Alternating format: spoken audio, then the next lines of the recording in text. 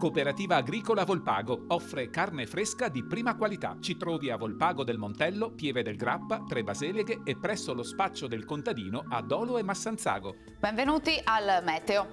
La pressione è ancora debole sull'Italia, anche sul nostro territorio ne avvertiremo in parte gli effetti, anche se tutto sommato il tempo si manterrà buono. Vediamo insieme il dettaglio.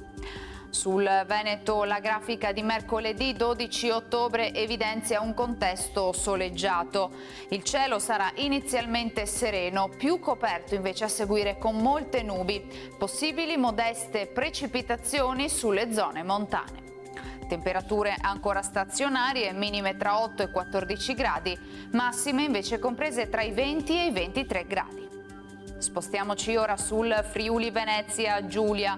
Cielo in genere poco nuvoloso su pianura e costa, più variabile in montagna. Sulla fascia alpina e prealpina nel pomeriggio non è escluso qualche locale rovescio. Temperature minime sui 12-16 gradi, massime intorno ai 22-23 gradi.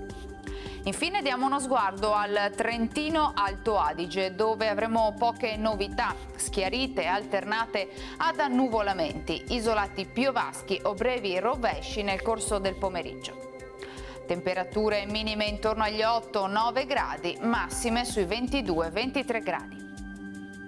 Dal Meteo di Antenna 3 è tutto, grazie per l'attenzione, arrivederci.